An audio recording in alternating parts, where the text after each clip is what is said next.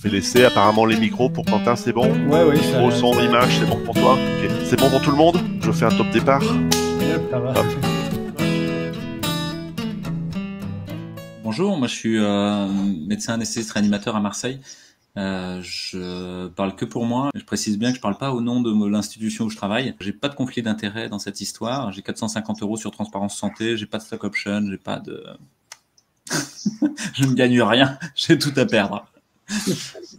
Bon, et tout à gagner aussi. On peut essayer de gagner quelque chose. Exactement. Voilà.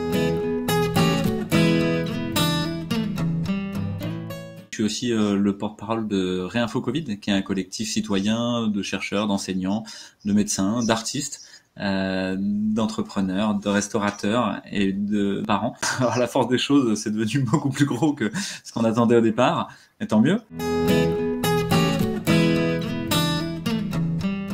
Bon, là, la situation s'éclaircit très clairement, puisque tous les indicateurs sont en baisse. À savoir le nombre de personnes en réanimation, le nombre de personnes hospitalisées, le nombre de consultations Covid, que ce soit aux urgences hospitalières ou par SOS médecins. Voilà, on est sur des phases décroissantes de cette réplique épidémique. Une épidémie, elle se suit d'abord par les eaux usées, ce qui a été fait par l'équipe Comet à Marseille et par d'autres équipes à Paris. Il y a une étude qui a été publiée il y a 5 jours maintenant, qui montre qu'en fait, 15 jours avant le confinement, déjà dans les eaux usées, en fait, il y avait une diminution. Donc, est-ce que le confinement a servi à quelque chose? Ça, c'est une vraie question. Et finalement, ça commence par les eaux usées dans une épidémie. Puis vous avez une augmentation de la demande de tests, puis une augmentation du nombre de tests positifs, puis une augmentation du nombre d'hospitalisations, puis une augmentation du nombre de réanimations, puis une augmentation du nombre de décès. Et puis finalement, ça décroît dans le même sens. C'est-à-dire que c'est d'abord les eaux usées qui vont se clarifier, puis ensuite le nombre de tests qui vont de demandes de tests qui vont diminuer, et le nombre de tests positifs qui vont diminuer eux aussi, puis les hospitalisations en réa. Il y a un retard parce qu'en fait, les gens qui sont en réanimation, ils vont rester parfois plusieurs semaines, et puis ensuite, vous avez les décès qui commencent à décroître. Pour ce qui est des statistiques nationales, vous voyez la première épidémie en mars-avril ici, puis la deuxième épidémie ici en octobre-novembre. En bleu, vous avez les tests. Vous voyez qu'il n'y en avait pas en mars. Oui, c'était un des problèmes, c'est qu'on n'a pas fait de tests. Ici, le nombre de tests positifs qui passe par un extrémum, un maximum, vers le 1er novembre en fait. Et puis qui diminue de manière vertigineuse pour arriver à 15 000 tests positifs maintenant, quand on était plutôt à 50 000, 47 000 au plus haut. Donc c'est vraiment en train de diminuer très rapidement en une dizaine de jours. Ensuite, en gris ici, vous avez le nombre d'hospitalisations. Ces hospitalisations sont en train de décroître de manière très importante et on a passé la barre du zéro. Ça veut dire quoi? C'est-à-dire qu'on est en train de vidanger les services d'hospitalisation Covid. Et on enlève 221 patients par jour actuellement, moins 221. Et puis en rouge, vous avez les réanimations et on a franchi la barre du zéro le 18. En gros, il y a 4-5 jours où on est en train aussi de vidanger les réanimations. Avec des différences régionales, certes, hein, mais c'est vrai partout en fait. Et ici vous avez les décès. Alors là il y a un petit plateau en fait, comme je vous l'avais dit, c'est retardé en fait, et vous le voyez déjà en mars que c'est retardé ici. Hein. Les morts commencent à diminuer après que la réanimation a diminué, après que les hospitalisations ont diminué, et donc on est en train de diminuer. On a 375 décès par jour. Donc clairement au niveau national c'est en train de baisser, au niveau local aussi c'est en train de baisser, à telle enseigne que par exemple nous les données qu'on recevait tous les jours en fait par la veille des réanimations, finalement là c'est un peu plus lâche, on les reçoit moins souvent, preuve que on va vers le mieux quoi. Puis c'est la réalité pratique, hein. On va clairement vers le mieux. On a fermé dans l'hôpital où je travaille un des 2 services Covid et on est en train de fermer sur l'ensemble de la PHM tous les services Covid dédiés à ça progressivement. Donc oui, au niveau épidémiologique, ça va beaucoup mieux. Un petit bémol à rajouter, Bénédicte l'a dit entre les lignes, on a un problème avec les tests. Vous savez qu'on a des tests positifs parfois en fonction du kit, en fonction du seuil de détection qu'on a déterminé, en fonction du gène qu'on cible. Vous avez une douzaine ou une quinzaine de kits sur le marché en fait pour faire ces tests PCR qui font le diagnostic de présence de SARS-CoV-2. Et ils sont très différents, donc vous pouvez vous retrouver avec un test positif dans un laboratoire et un test négatif dans un autre laboratoire. Actuellement, l'endroit le plus fiable, je dirais que c'est Marseille, mais bon, je défends ma paroisse, où le seuil est très clair. On est à 35 CT, c'est le cycle threshold, quoi. C'est bon, je ne veux pas rentrer dans les détails forcément, mais pour vous dire qu'à certains endroits, on fait tourner la PCR beaucoup plus longtemps, on va jusqu'à 40, 50 cycles parfois, et donc on trouve vraiment des fragments, des résidus d'ARN. Et finalement, la corrélation avec la maladie elle-même, le Covid, est lâche, c'est-à-dire que vous avez l'immense majorité, 97 à 99% des tests positifs, qui en fait ne sont pas malades ou bénins. Et donc les cas réellement malades à Covid sont très rares, quoi. Ça aussi, ça peut rassurer les gens. D'accord. Donc là, on sent qu'effectivement, il y a de saison en saison, on va dire, on voit arriver des nouveaux tests, des nouveaux procédés, des tests plus rapides. Donc, on a une confusion un petit peu dans la lecture des données. Est-ce que c'est typique à cette crise ou est-ce qu'on a déjà vécu ça par ailleurs à d'autres moments? Non, on est dans une expérience épidémiologique assez neuve qui ressemble à un suivi grandeur nature de l'épidémiologie d'une maladie. Qui met la confusion en fait. Vraisemblablement, les tests sont des outils qui sont à destination des médecins pour augmenter la probabilité d'une maladie. C'est-à-dire que quand vous diagnostiquez une maladie, ça commence par un contact avec un médecin qui va regarder les symptômes, qui va regarder les signes qu'il observe, qui va en déduire est-ce que vous avez plutôt ci ou plutôt ça, quelle est la probabilité de l'un ou l'autre, et qui va faire un test pour essayer d'augmenter la probabilité que ce soit bien ça, ou au contraire pour invalider cette chose-là. Donc on a une espèce de folie qui est le test en population générale. À mon sens, c'est quelque chose qui a ajouté de la confusion et surtout c'est concaténé avec une sorte de crédit social à la chinoise, progressivement croissant, c'est-à-dire qu'on a dit aux gens, vous pouvez prendre l'avion, vous pouvez travailler, vous pouvez faire ci ou ça, si vous avez un test négatif. Qui est un truc un peu étonnant, quoi. On ne devrait pas utiliser un test médical fait pour faire un diagnostic d'une maladie, fait pour traiter les gens et faire le suivi de leur traitement en vue d'une espèce de ségrégation sociale. Donc non, c'est assez nouveau en fait et ça met vraiment tout le monde dans la confusion. Donc je pense qu'il faut arrêter les tests en population générale, si vous voulez ma prescription à moi, et le remettre dans la main des médecins. Il n'y a aucune raison que l'ARS, le ministère de la Santé, les médecins du travail, les entreprises fassent passer des tests aux gens.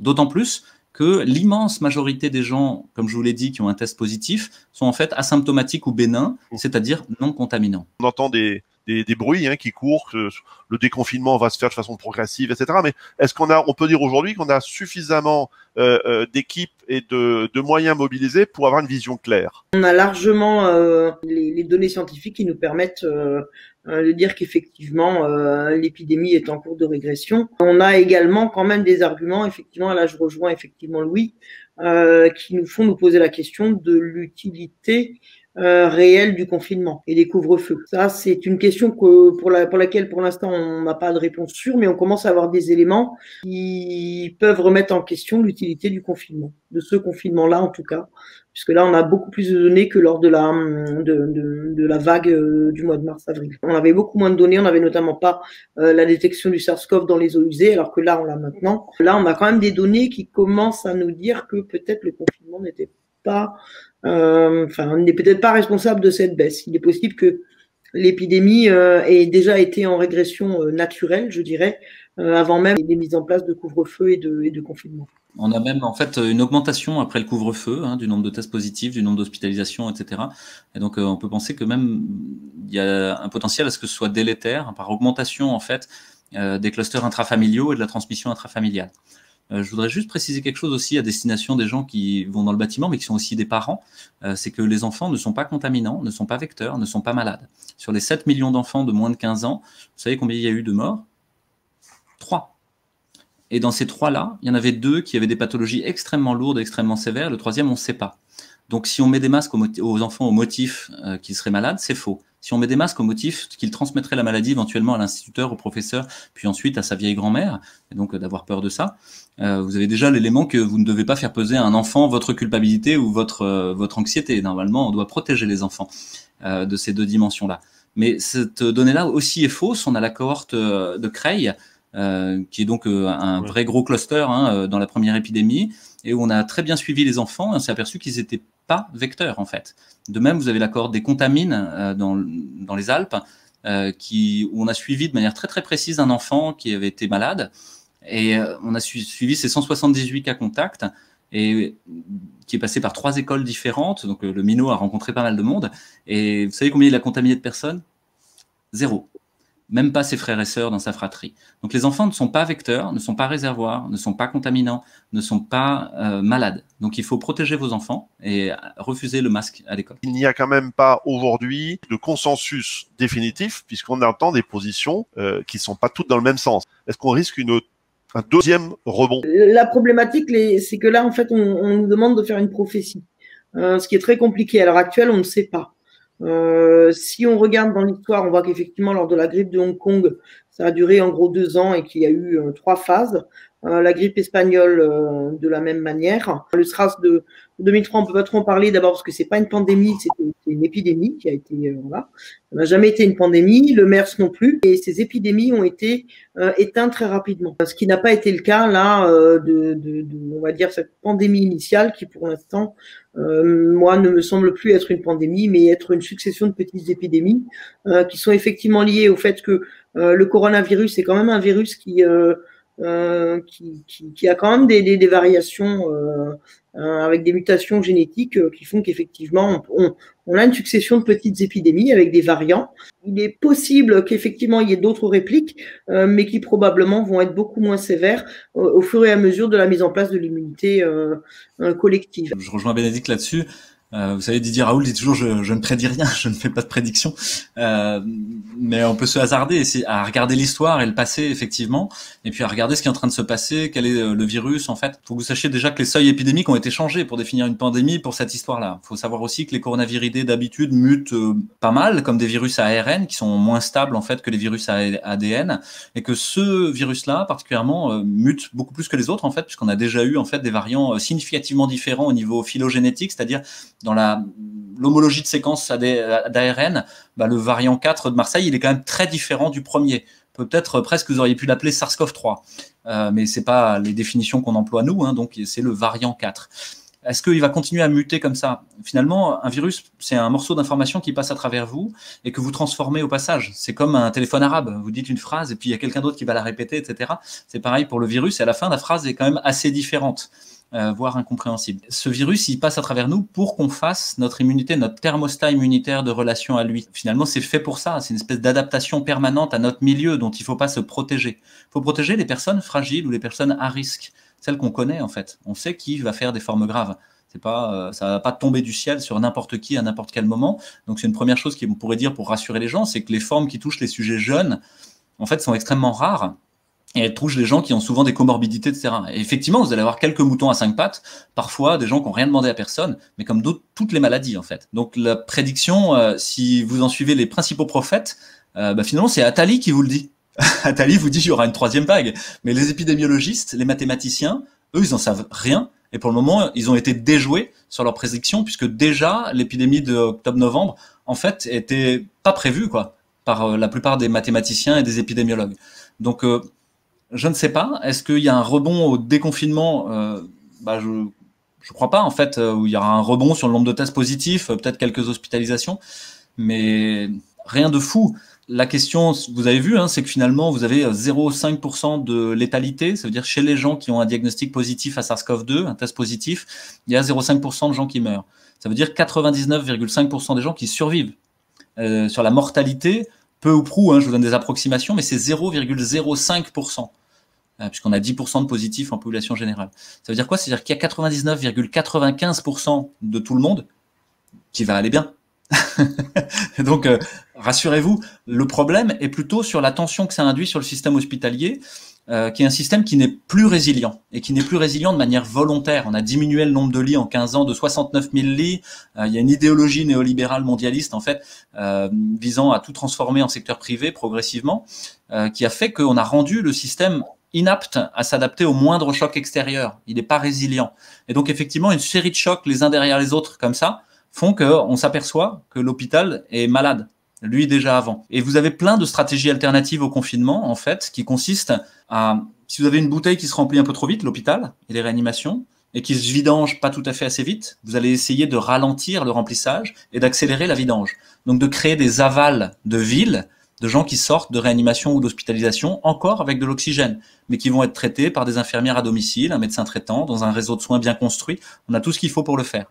De même, en amont, vous allez essayer de ralentir la vitesse des choses. Donc déjà, vous allez arrêter de tester tout le monde parce que ça met juste du désordre. Vous avez le tracking du cas contact, de cas contact, de cas contact par les ARS, c'est de la perte d'énergie. Si ça avait dû servir à quelque chose, ça aurait limité cette deuxième épidémie. Ça n'est pas le cas. De même, les masques en population générale ou auprès des enfants dans la rue, ça n'a servi à rien du tout. Si ça avait dû servir à quelque chose, ça aurait été démontré. Par contre, donner des masques qui filtrent beaucoup, ce qu'on appelle les fameux FFP2 aux gens fragiles, ça c'est probablement utile. De même, laisser les médecins prescrire. Parce que là, on a interdit juridiquement aux médecins de prescrire ce dont ils avaient envie, et notamment l'hydroxychloroquine, qui, en fait, au fur et à mesure des études, se révèle utile. À quel point, c'est ça que je ne sais pas dire, mais en tout cas, se révèle utile. Le zinc, le Zithromax, la vitamine D, la vitamine C, enfin, il y a différentes armes thérapeutiques à disposition. Diagnostiquer précocement la maladie, qui est souvent un peu asymptomatique, c'est-à-dire vous avez une première phase où il y a un petit peu de fièvre, les gens sont fatigués, etc. Puis après, ça se tasse. Et en fait, ils arrivent au 10e jour en vrac parce qu'ils n'ont pas assez d'oxygène dans le sang. Mais entre les deux, il ne s'est pas passé grand-chose. Et ben, l'idée de Didier Raoult de mettre une saturation, c'est-à-dire une mesure de l'oxygène au bout du doigt des gens, ça permet aux gens de ne pas arriver au dernier moment. S'ils ont fait le test positif, ils ont eu les symptômes, ils ont eu un test positif, ben, ils ont une petite saturation à la maison, ils la prennent régulièrement, et puis ils regardent comment ça se passe. De même, maintenir les gens à la maison et pas à l'hôpital, arrêter de surcharger l'hôpital, laisser des gens avec de l'oxygène à la maison, c'est tout à fait possible. Il y a des réseaux de soins qui peuvent le faire. Et la Société de pneumologie de langue française a même fait des recommandations pour dire que jusqu'à 3 litres d'oxygène, jusqu'à 94 de SAT, dans un réseau de soins qui peut donner l'alarme un peu rapidement, c'est très bien. Et ça permet même de shunter les urgences. C'est-à-dire ces fameuses urgences qui sont tout le temps surchargées, bah vous n'êtes pas obligé de passer par là. Vous pouvez avoir des réseaux de ville qui permettent de donner l'alarme avant, d'hospitaliser les gens directement en secteur Covid. Ça va? Donc on a plein d'armes à disposition et vous pouvez lire ce qu'on fait Laissons les médecins prescrire de Violaine Guérin, qui a fait une 4e voie, un manifeste pour proposer une autre façon de faire qui induise beaucoup moins d'effets secondaires sur la société. Parce que c'est la tâche aveugle de cette histoire. On a l'œil braqué sur les courbes épidémiques, sur le virus, etc. Mais les conséquences collatérales, pour le bâtiment, pour les restaurateurs, pour le lien social, pour le lien entre les générations, même les pertes de chance de gens qui n'ont pas consulté parce que ils avaient peur en fait, donc ils ont laissé un infarctus se faire, ils arrivent avec un cœur complètement à la caisse, ils ont laissé un cancer, une hémopathie, un lymphome, une leucémie progresser.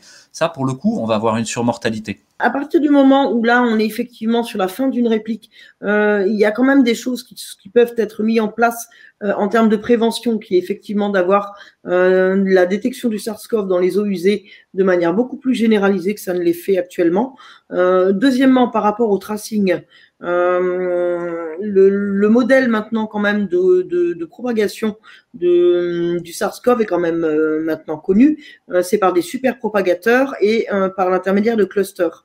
Ça veut dire qu'effectivement le tracing qui est actuellement réalisé en France, qui est un tracing prospectif, vers l'avant, en fait, ne devrait servir qu'à identifier les personnes à risque. Voilà, c'est vouloir éteindre une épidémie en faisant un traçage prospectif, c'est illusoire.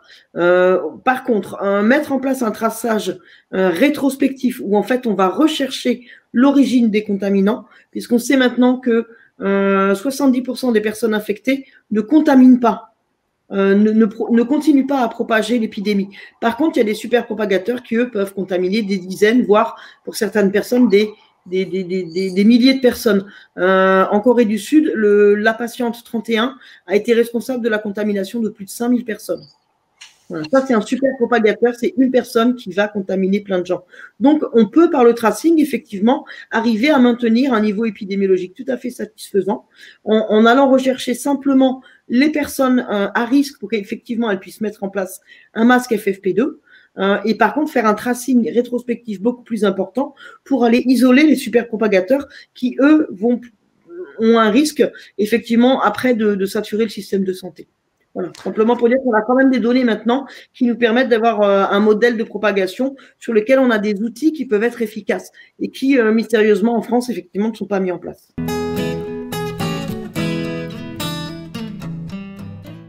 Il y a une convention citoyenne qui a déjà été mise en place sur Nantes. Il y a une convention, la première convention citoyenne qui a été mise en place, elle a été à Grenoble et est en cours là, actuellement. Et il y a une convention citoyenne sur 3 jours qui a été mise en place en Occitanie. Donc, alors moi, ça me semble une très très bonne idée L'idée d'une convention citoyenne nationale me semble une très très bonne idée. Je suis assez contente de voir que les maires se saisissent de la problématique et le fassent déjà au niveau des villes. Donc là, on a déjà quand même, l'Occitanie, c'est une région, mais on a Nantes, on a Grenoble. Donc oui, très clairement, l'expertise citoyenne, les savoirs profanes sont clairement mobilisés. Et je pense qu'effectivement, c'est probablement une des bonnes choses de l'après-Covid qu'il faudra maintenir. De pouvoir valoriser les savoirs profanes et d'avoir une démocratie plus participative. Je rebondis sur ce que dit Bénédicte. La République des experts, en fait, telle qu'elle a été formulée depuis des années, se trouve mise en échec, en fait. Si vous prenez simplement le Conseil scientifique anglais, puisque je parlerai pas de la France pour pas m'attirer d'ennui, mais vous savez que Patrick Vallance, qui est le président du Conseil scientifique anglais, a 600 000 livres sterling de conflit d'intérêts avec GlaxoSmithKline, qui est une firme pharmaceutique qui fait des vaccins, et a reçu entre 2012 et 2018 plus de 5 millions de livres sterling de stock de dividendes. Vous comprenez bien qu'il n'est pas anodin, qu'il n'est pas vierge pour discuter de la politique sanitaire. Et en fait, c'est vrai de tous les membres du conseil scientifique. Didier Raoult l'a souligné pour, en tout cas, Gilead et le Remdesivir dans cette histoire. Donc ça veut dire qu'il ne faut pas confler les clés du royaume à quelques-uns. Sinon, vous êtes dans l'arbitraire du prince. Et c'est tout l'enjeu de la Magna Carta, de l'Habeas Corpus en Angleterre, d'avoir protégé l'individu contre l'arbitraire du roi. Et actuellement, on est Ariane Biléran qui travaille dans notre groupe, qui est normalienne et qui travaille sur la violence et la liberté et les enjeux de pouvoir, dit qu'on est dans un déferlement totalitaire. C'est-à-dire une espèce de vague qui s'amplifie, en fait. On vote la loi de bioéthique à 35 députés à 3 heures du matin, alors qu'elle concerne absolument tout le monde et qu'il n'y a pas eu de discussion parlementaire. On vote une loi de sécurité globale qui interdit aux journalistes etc. Et donc, je pense que la démocratie est un enjeu majeur. Et d'ailleurs, on a prévu, nous, de déplier Réinfo Covid en Réinfo Santé, puis en Réinfo Démocratie. Donc, il y a un vrai enjeu démocratique, là, pour aller vers quelque chose de plus, à la fois plus citoyen, et avec une raison d'être collective qui doit travailler sur l'idée de vers quelle société on veut aller. Est-ce qu'on veut aller vers une dictature technosanitaire de la sécuritaire qui finalement va vous prémunir de la vie, en fait, vous empêcher d'être dans la vie, ou est-ce qu'au contraire, on veut aller vers un monde où on est plus en lien, plus libre et plus joyeux? Je pense que c'est une vraie question à poser dès le départ, parce que si on focalise simplement sur la problématique sanitaire, il y a des chances que chacun vienne vendre sa sauce, tel vendeur de médicaments, tel vendeur de vaccins, tel vendeur de quelque chose. Et donc, je pense que à la fois la Convention citoyenne, c'est une très bonne chose, à la fois pour avoir suivi de très près la Convention citoyenne sur le climat, je pense qu'il y a des biais, il y a des pièges, il y a des écueils dans lesquels il ne faut pas tomber. Sur le déploiement de la 5G pour la Convention citoyenne sur le climat, ça n'a pas été accepté par le pouvoir. Donc il y a un moment, la Convention citoyenne va aussi devoir accepter l'idée d'être dans un rapport de force avec le pouvoir, et pas seulement à attendre d'un papa tutélaire qu'il dise oui ou amen à ce qui a été décidé par la Convention citoyenne. Je pense qu'il faut réfléchir aux modalités de partage du pouvoir, aux modalités présentielles et informationnelles qui sont déployées, c'est-à-dire qui vient comme expert parler. Si ce sont les leaders d'opinion, en gros, de la médecine, vous savez qu'on a un problème de ce qu'on appelle de la corruption systémique.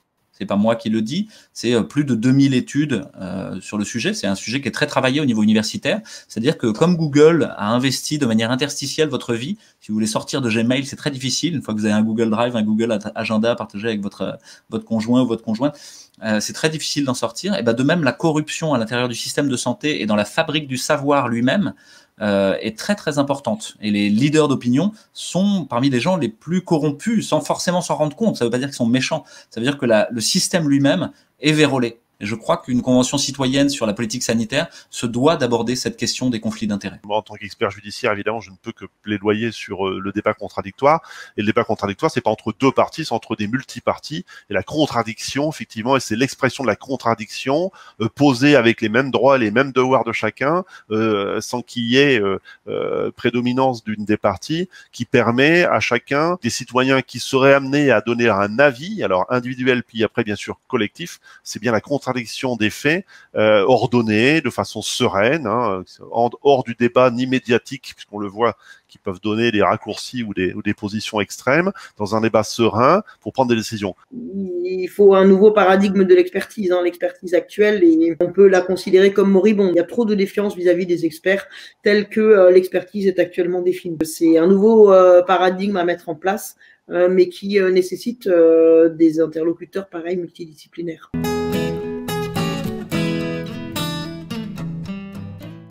l'idée, c'était, face à tout ce discours très très présent, notamment dans les médias, et de cette république des experts, justement, qui arrivait de front, et ce discours assez unilatéral, c'était de proposer autre chose, d'autres sons de cloche, d'autres propositions de débat, d'amener des personnes peut-être qu'on avait moins l'habitude de voir.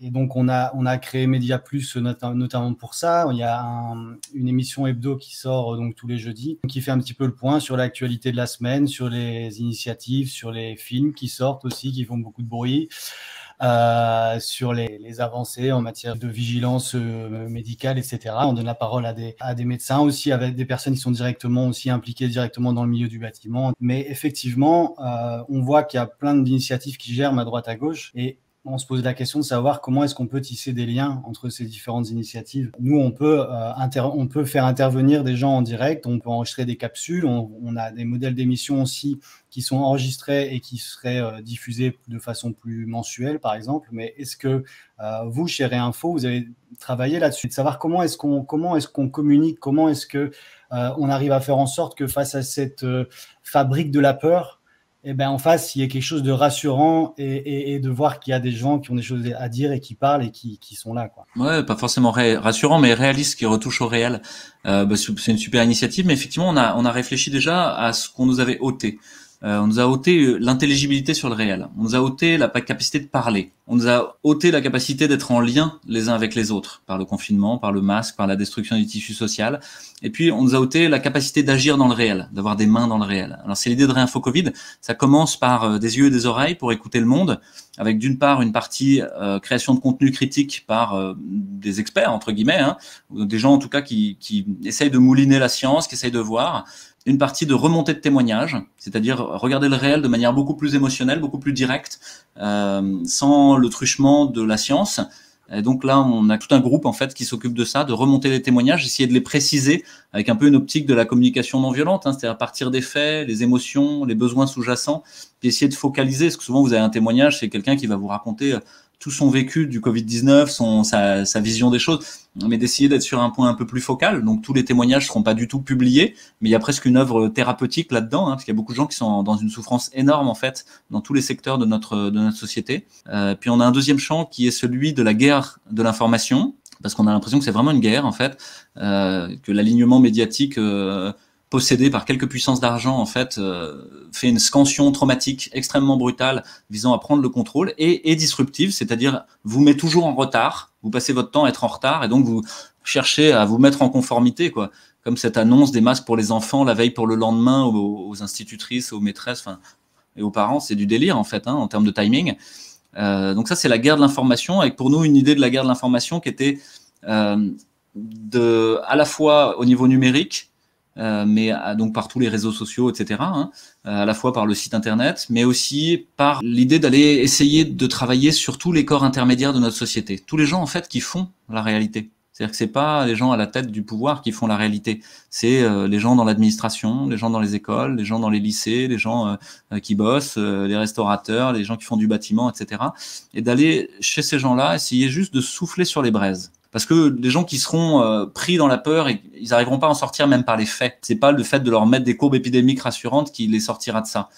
Et auprès, y compris des policiers, des gendarmes, des pompiers, tous ceux qui font notre société, en fait, qui font qu'on peut vivre ensemble. Et une troisième partie qui rejoint ce que tu dis, Quentin, c'est-à-dire l'idée que la problématique majeure, je pense, de notre société, enfin une des problématiques majeures, c'est l'incapacité à agir dans le réel, une espèce de mise en impuissance systématique.